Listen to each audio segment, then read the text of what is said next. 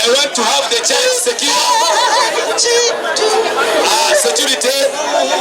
Security mujye mugenda kulembera church. Tulijja tulikuzika. Tujja kulemberwa.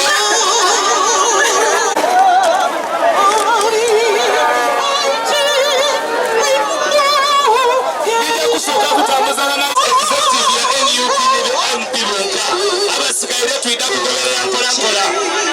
Ahamwe balero. Timothy's twena tuteko ekimuli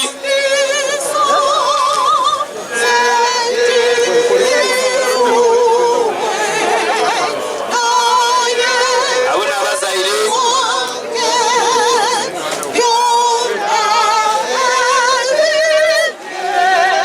mwebale tenywa tuteko ekimuli ab'Uganda tenywa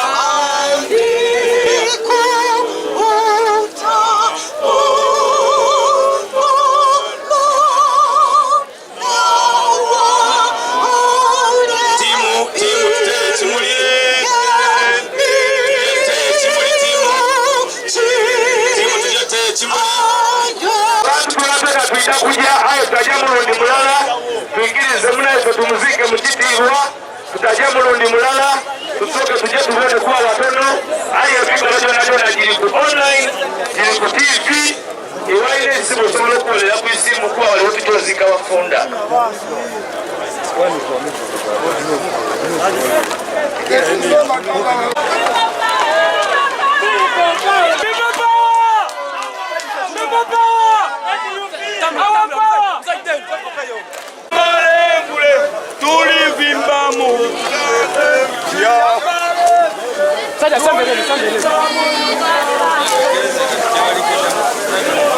Tulikunga people power, our power is Sebabile Bridget, omulongo woman empika muri this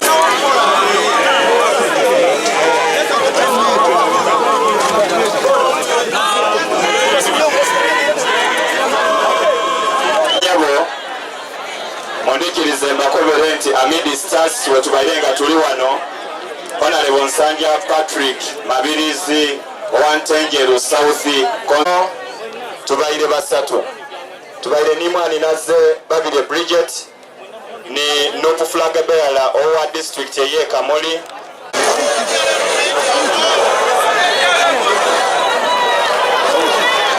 members mwekerize Honorable MP owa municipality ye baita security ya para dele kwenda leo mleta Honorable Alutarande security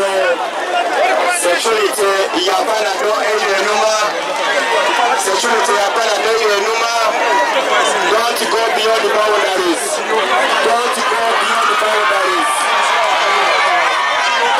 don't go beyond the boundaries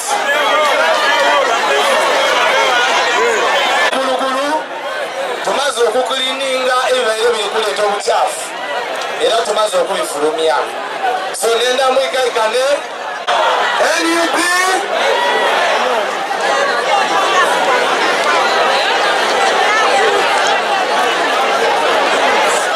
zikasebo basebo ni banyabo NUP gamuliyo agasoga muliyo Tibumba weni mwe kuti etuwaire omukisa okuba nti ejja kusponsoringa ku omwana mulala Musana community kuba bakabatambulirwa ku ensonga mu parliament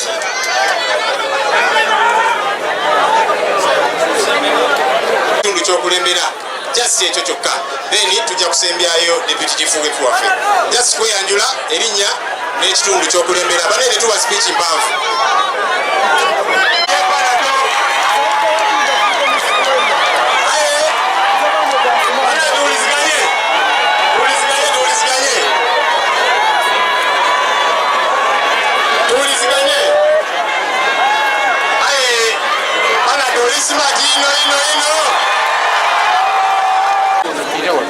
tulikwenda bigambo bya babufuzi bitwerabize ennaku eri mu iddiiro tirikwenda kubona omwana muto ino ku myaka 35 mwana muto ino tiri kwenda twerabire bulumi bwe tulimu n'obulumi obuli mu luyo olwo n'abaana be batulaze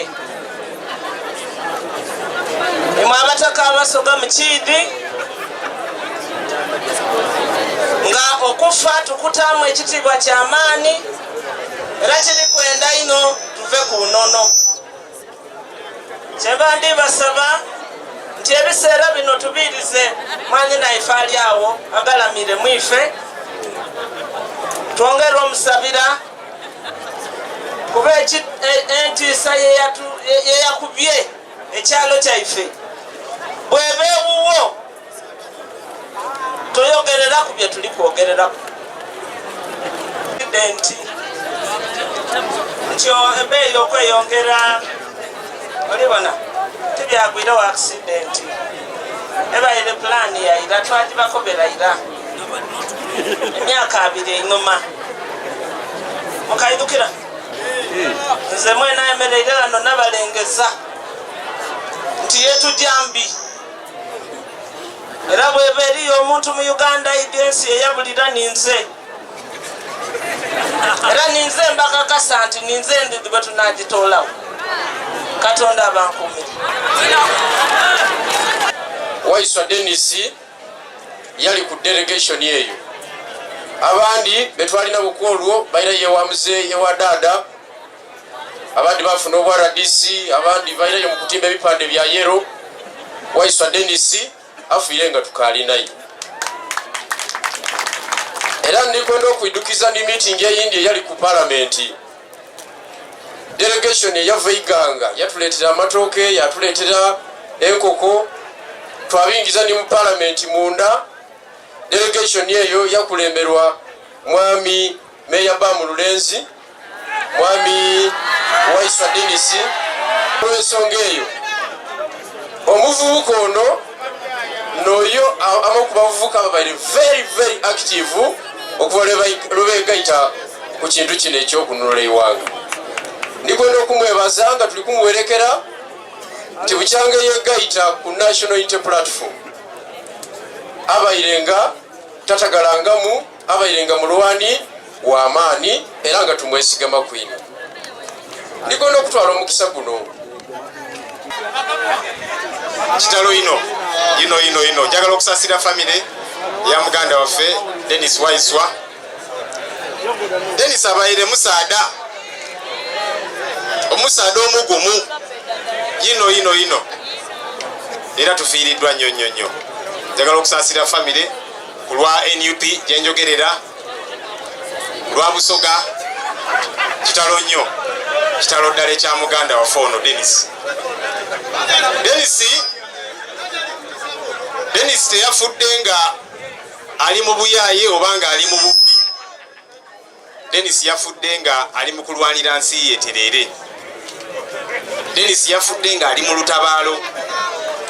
Dennis yafudde kubanga ayagala omukulu ono president waffe. Twabadde tugenda Omoro ndoza mwabiwulidde. Dennis n'ayambako najja okutwegattako okutusangayo nga tuyingira Omoro ne tuwulira amawulire amabi nti bannaffe abamu bafunye akabenje era babiri ne bafa omu ku bo Dennis era bannaffe abalala bakyali mu ddwaliro tubasabire kubanga abamu tebali bubi nnyo naye mulimu abamu ng'embeera si nnungi tubasabire basobole okusuuka naye kitalo nnyo ekya Dennis ono omwana wa Busoga aya abasoga muli bazira ino abasoga muli bakambwe mukidi ekyo muli bakambwe ino aye Museveni ne banne bakoba nti bende ebikando byamwe nimumukobera nti be timwakoba nti be akalwa abanga tetwetunze bannange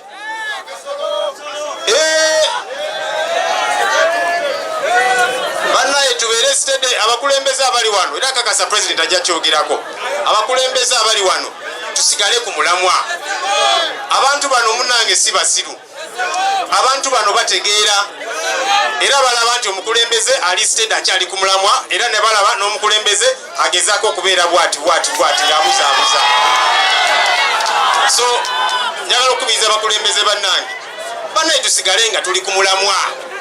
Dennis afudde kubanga ayagala ensi ekyuke Uganda empya. Kakati ffe bwe tuddaawo ne tugezaako ate okutagalatagala nga tubuzaabuza, simanya nti ate tugenze eri sayidi ate tubuzaabuza, abantu bano bajja tukyawa. N'olwekyo tusigale ku mulamwa. Abantu bano kye baagala tukole mu buli ngeri yonna. Era njagala ono Waiswa atuvudde ku maaso abadde kyali waffe nnyo era nga tumwenyumulizaamu. Bwe yagenda mu kalulu n'avaayo nga bwe byali bwe mubyogeddeko, Waiswa teyazikiza, yasigala ku mulamwa, yasigala ng'alwana. Era namusinkana weeks 2 eziyise nga tuli mu lukiiko lwa Kunga, n'angamba nti waliwo ebyali tebitambula bulungi nnyo mu kakiiko kaabwe eyo, era ne mu appointment ne mugamba bwe tuba tuvudde Omoro tukyakwatagana tubyogereko. Kyanaku nnyo okulaba ng'afudde ng'olwo olusinkana tetunalufuna, naye Mukama yatusinga okumanya. Waiswa abadde mwetowaze, abadde alina commitment, era nga Honorable Manjeri bwagambye ebifaananyi bye byonna byolaba abadde mu struggle, ate struggle ng'emunyumira, ng'abeera ku street ne bendera ng'adduka naye ng'ayina bendera yaffe eya NUP.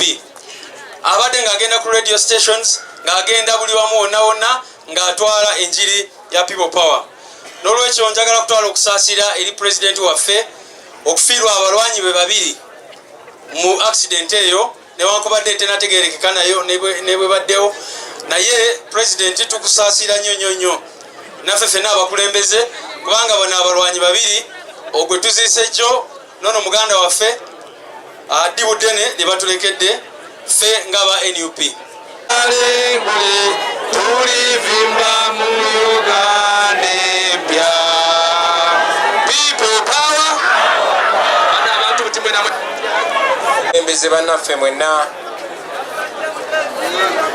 balizi bannaffe mwena basebo ne banyabo musengwa mulungi obwire bwonna, naye nja kuba mugumu. Okusooka nja ku addressinga maama ne taata ba muganda waffe Waiswa. Taata ompadde amaanyi ne maama. Obuzibu ensinga okufuna kwe kufeesinga bazadde oba families z'abaganda baffe abafiira mu struggle. Mba sina bigambo byenyinza kukozesa. Abazungu balina kye bayita survivors syndrome. Tibwe mbeera ne munno n'afuna obuzibu oba n'afa, kati gw'ogenda okunyonyola abantu be, ekibuuzo ekisooka babuuza gwe nga wawonye otya. Kyekintu ekibadde kisinga okumpa obuzibu. Era badde nfuna obuzibu okutundirira taata ne maama. Naye I'll tell you nti nebaza Katonda okutuuka wano, ate nga ne taata alinga Waiswa yennyini, ne maama naye alinga Waiswa yennyini. Sijja kwebaza mmwe, nja kwebaza Katonda akikoze, kubanga yatusinga okutegeera. Mwebale nnyo, mwebalire ddala kutwanirizanga abaana bammwe ne mu kaseera kano akazibu. Muganda waffe Waiswa was one of the strongest pillars. He was outstanding. Bulijjo njogera ne bakulembeze bannange ne mbagamba respectinga nnyo bano abaana ba foot soldiers abateesimbyewo, naye ate ne basigala nga bakolera struggle. Naye ate ne mbagamba ten respectinga nnyo abo abeesimbyewo ne batayitamu naye ne batabivaako ne bagenda mu maaso ne struggle. Waiswa y'omu ku bamembers baffe, nga bwe n'abasinga wano mumanyi nti memba wa NUP, ne kubanga twalina bamembers bangi abakompitinga okufuna kadi yaffe. Somehow Waiswa natafuna kadi yaffe, teyabisuulawo. Waiswa over time agenze maaso ng'atulaga nti bannange wadde saafuna kadi naye nze ndi solid, era fudde ali solid. Just about 5 days ago, bwe twali tuva okuzika muganda waffe Esoroti meya gwe bayita Elias abasajja ba Museveni gwe batta twali ne Waiswa oyo. Waiswa ya leadinga team yatwaniriza yatukulembera nga tuyita mwiganga. Nabadde nsomako Facebook 4 days ago be postinga naye nga ni mukubo nzija ate kuzika Waiswa. Kitalo nnyo, kitalo ddala. Sawa nga zino basebo ne banyabo ebyokwogera bituyigwako. Naye ate mu biseera nga bino mwe tulina okusingira ddala buli omu okuwa munne amaanyi, buli omu okugumya munne, buli omu okujjukiza munne nti bino bibaawo era bijagenda maaso nga weebiri paka we tunatuuka mu Uganda gye twagala okutuukamu. Muganda wange Nubian yakyogeddeko. Toba oli awo tetwandibadde wano nga tuziika bannaffe, oba oli awo twandibadde mu ddwaliro singa amalwaliro gaffe si gakufiiramu nga gakuwoneramu. Yes, tetujja gamba nti Museveni yakoze accident. No, tetujja kwogera bwe tutyo kubanga accident zibeerawo. Nubian twabadde tuziika muganda waffe Yakubu yafiiridde mu accident wamu ne Waiswa, twamuzise eggulu. Naye n'ekigambo kyeyagambye n'agamba olunaku lwa leero according to the current reports abantu abafiira mu accident mu Uganda benkana namba ey'abakyala abafa nga bazaala. Naawe buli lunaku tufiirwa abakyala 20 nga bazaala, buli lunaku, si buli wiiki, si buli mwezi, naye buli lunaku. Ate eyo report eva mu Ministry of Health kuba bagezaako bakendeza bayinza n'okuba badabolingawo. Naye kaakati baba bafa abakyala 20 buli lunaku nga bazaala, nga bafa accident nabo benkana abakyala bafa nga bazaala, kitegeeza nti bafa abantu 20 mu accident. Nti ssaawa zino tuli mu kuziika Waiswa naye waliwo emikolo bwegiti 20 okwetoola Uganda. Tekitegeeza nti abakyala balekerawo okufuna embuto balyoke balekerawo okufa. Tekitegeeza nti abantu balekerawo okufuna accident balyoke balekerawo okufiira mu malwaliro. Naye baganda bange okufa kwa Waiswa n'enfa gye yafuddemu ekuba tooki mu mbeera y'ebyenzijanjabe bye tulina wano mu Uganda. Muganda waffe yafunye accident, twabadde ffe already tutuuse Omoro ne bafunye accident nga bagenda kutuuka 10, naye twabadde ku simu n'omwana nga tumugamba yimirize emmotoka yonna yonna ebadduse mu ddwaliro, naye nga atugamba nti buli mmotoka gye tuyimiriza neeraba abantu abagudde kukuba abafunye accident ayongeramu bongeze speed batyo okuyimirira. Ne tuyumba lwaki abantu tebayimirira kuyamba muntu. Naye ate bwe twabadde tuva Omoro munnange siba NRM kubanga twabadde tuva Omoro ekiro naffe kennyini ne tusanga omusajja nga yeebase mu kkubo bodaboda yeegudde wali nga clear afudde. Ne ngamba omulenzi yabadde anvuga Mark ne mugamba yimirira, eri muto n'agamba nedda ssebo toyimirira nimakavuga emmotoka tugende. Ne mugamba eri lwaki tutuyimiridde? N'agamba wano n'oyimirira ye gwobeera omusse. Ate nga embeera bw'etyo bw'eri mu Uganda. Era baganda baffe ba Joel Ssenyonyi ba David Lewis ba Nubian bwe batusanze maaso ne batugamba munnange fetala naye tewabadde gloves, tekubaddeko masanyalaze, dokita abadde taliiko, esimu yete n'ebirala ebifaanana bwe bityo. N'aba accident bwe batwe bafa. Atuukaawo n'abeeraawo. Yes, Yakubu ye yafudde tanatuuka mu ddwaliro. Ne Waiswa yafudde nga atuuse ne mu ddwaliro nga tanafuna na care. Bwekityo bwe kibeera basebo ne bannyabo. Bwekityo bwe kibadde ebbanga lyonna paka olwaleero. Ye Uganda gye tulimu. So, muganda waffe yafudde accident. Naye oba oli awo teyandifudde singa twabadde n'obujjanjabi bwe tusaana nga bannayuganda. Obujjanjabi bwe tusasulira omusolo.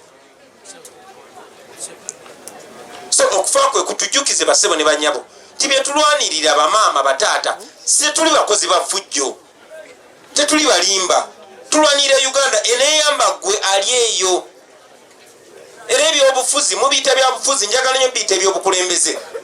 Ne bw'oba tobyenyigiddemu bijja kukusanga yonna gy'oli. Ate oyinza okulowooza nti oli bulungi oli mugagga osula muyenga osula kololo aze nalwala bwe nalwala basobola okunzirusa wali Kampala hospital basobola okunzirusa case clinic basobola n'okutwala Bulaaya tosobola kumanya accident wawe egenda kukosanga kubanga ne bwe yandibadde billionaire ng'alimu eyo accident waeswa gye yabaddemu era wandibadde osiranira wa kumi mu mbeera eyo kyobola abatulwana okulaba nga Uganda tugitereeza tujeyagaliremu oba mugagga oba mwavu oba waggwanga ki oba wa ddiini ki kyekyo kitulwanirira abasebo ne bannyabo tulwana okutereza Uganda yaffe kuba Museveni yagyonoona omulimu gwasinza okukola gwakubba ggwanga lyaffe ekyenaku nti akozesa ffe bennyini akozesa abantu baffe bennyini bajja n'abatuukamu anoonya asinga okubeewa ekitiibwa ani gwe bakkiririzaamu ani gwe bawuliriza nga eitha mutiisatiisa oba nga muwa ssente so embeera bwetyo bweri basebo ne bannyabo tugenda mu maaso okulwana okukyusa eggwanga lyaffe kubanga twagala tulyeyagaliremu ate njagala obbasaba baganda bange nti mu kulwana ne nakyemaliro ono twewale nnyo okweyawulayawula bagenda fuba nnyo okusoowinga ensigo ezitwawulayawula omuntu yenna abasinkana nga mwenna muli basibe nera aba making sure timulwanira akawunga kali mukomera abatayagala mulwanire ekisumuluzo ffe tulwanira kisumuluzo misioni yaffe yakujjako dictator Museveni n'abantu be so taata maama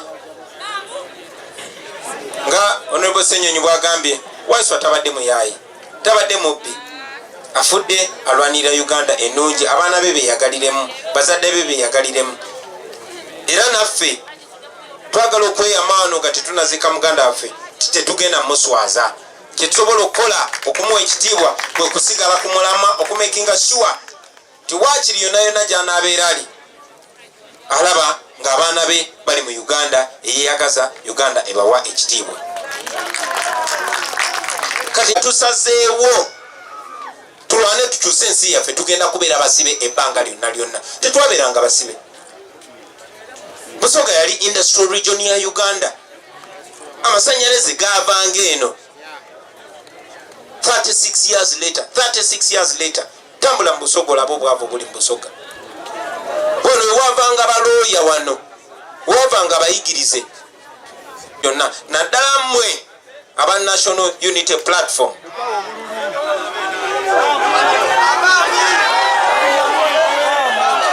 Honorable Ssenyonyi akyogeddeko n'agamba tuli bakozi b'abantu ekigambo people power kitegeeza maanyi g'abantu kitegeeza buyinza bw'abantu twajja ne tubagamba nti ffe tuli servant leaders tuli baweereza b'abantu mukkiriza okubeera abaweereza b'abantu nti ye ne tubagamba ffe tukolera ku bantu kye baagala nti ye ne twepresentinga nga bye tugenda okwogera ne bye tugenda okukola byakubeera ku sayidi y'abantu era njagala mmanye nti abantu si basiru abantu balaba so buli muntu yenna ayina buli mukulembeze nga wajja n'ogamba abantu nti ogenda kuyimirira ku lw'abantu naye n'oba ng'otandise okutagalatagala abantu bakulaba era njagala mwena abakulembeze mmanye nti we are not going to take responsibility. You will take responsibility as an individual. Kirikirya nti Uganda erimu sayidi bbiri esayidi y'abanyigirizibwa n'ey'abanyiga abanyiga nga Museveni n'abantu abatono ennyo